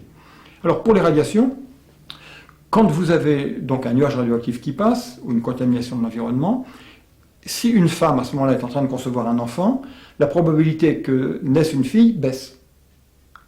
Et il faut considérer que le déficit de filles, ce sont des morts, parce qu'elles auraient dû naître. Et c'est pas comptabilisé. Car s'il naît un garçon à la place. Non, ah non, parce que à la conception, le sexe est déterminé. Ouais. Bon. Et s'il y a deux grands chromosomes X, la probabilité que l'embryon ne survive pas au passage d'une radiation ionisante, enfin d'une ionisation, elle est plus grande que si c'est un mais à ce moment-là, il faudrait comptabiliser les avortements aussi. Comme bien entendu, ils ne sont pas comptabilisés non plus, l'avortement spontané non plus. Oui, mais je veux dire en France, par exemple. De toute façon, on ne les comptabilise pas comme morts. Les oui. avortements, en dehors de tout. Oui, non, bien sûr. Donc, bien sûr. On peut vraiment les comptabiliser comme morts suite à l'irradiation. Ah ben là, quand il n'y a pas eu de, quand l'avortement n'a pas été déclenché, on peut comptabiliser les avortements spontanés par rapport et les discriminer par rapport aux avortements déclenchés, si vous voulez. Après Tchernobyl, on a déclenché volontairement plein d'avortements. On a même presque obligé les femmes à avorter, ce qui évidemment est bénéfique pour la statistique des malformations. Hein, mais c'est pour éviter les malformations, bien entendu. Il n'empêche que la tendance à l'augmentation des malformations dans les territoires contaminés, c'est un doublement en 20 ans. Et ça croît tout le temps. C'est-à-dire qu'il n'y a pas de rémission, ça augmente. On a donc bien une situation qui est très grave, qui n'est pas considérée. Parce que là, c'est toujours la même méthode. On vous dit, vous ne pouvez pas prouver que cette malformation est liée aux radiations. C'est vrai. Parce que les malformations radio-induites spécifiques, il n'y en a pratiquement pas. D'ailleurs, les radiations naturelles causent des malformations. Alors, de toute façon, à partir de là... Et donc, à Fukushima, je reviens à mon chiffre. Oui. Aujourd'hui, quel chiffre on donne? On ne donne pas de chiffre. On dit que 0. Sauf peut-être, il y a eu, je crois, 2 leucémies aiguës, mais je ne sais même pas si elles sont comptées comme étant liées à Fukushima. Ça sont des chiffres officiels, mais est-ce qu'il y a des chiffres un peu plus sérieux Non, parce que pour l'instant, la collecte des données, si vous voulez, n'est pas aboutie. On a un schéma disons, les interventions des différents acteurs, que ce soit les associations, les médecins et tout, actuellement, c'est dans une confusion considérable, parce que vous avez la pression du lobby pour tout nier, pour dire que les gens peuvent rester, qu'il n'y a aucun problème. Vous avez des chiffres hallucinants qui sont considérés comme tolérables et qui sont par des autorités, qui sont conseillés par les autorités. Et vous avez par ailleurs ce rapport de l'OMS entièrement rédigé par des gens qui ont fait les rapports sur Tchernobyl. C'est les mêmes. Donc on a l'héritage de Tchernobyl, le savoir-faire, disons, de la propagande de Tchernobyl, qui est appliqué avec 3 ans d'avance à Fukushima. Parce qu'à Tchernobyl, on ne l'a conçu que 3 ans après, quand visiblement il y avait des choses très graves qui se passaient et qu'il fallait arriver à nier. Donc il fallait inventer un discours pour que ça ne soit pas relié officiellement, bien entendu, à l'accident. Et tout cela a quelque chose de complètement schizophrénique. Je voudrais terminer avec cela. En France, vous avez notre président qui a dit, enfin l'ancien, en février, le 23 je crois, il a dit « Fukushima n'est pas un accident atomique ». Et nucléaire, parce qu'utiliser le mot nucléaire, c'est moins dangereux qu'atomique. Oui, les mots comptent. On parlait de bombe atomique, mais on ne peut pas dire un réacteur atomique, alors que c'est un réacteur atomique. On dit nucléaire parce que ça paraît moins dangereux. En gros, on dit, comme c'est pas une bombe, c'est pas atomique, c'est nucléaire. Et le lendemain, le ministre Longuet a dit « l'énergie nucléaire n'a jamais tué personne ». Ça, c'est le discours officiel, c'est dans des déclarations devant la presse et colportées par la presse. Sans aucune contradiction, c'est-à-dire qu'on les colporte. Et les gens en pensent ce qu'ils veulent. Dans le cadre de la campagne électorale, on voyait bien à quoi ça servait.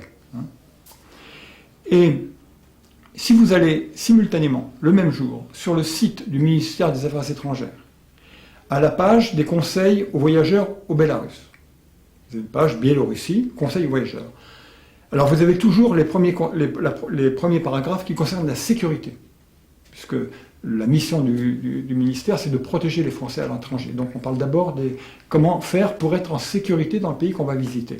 La première ligne, c'est n'allez pas dans le sud-est de la Biélorussie.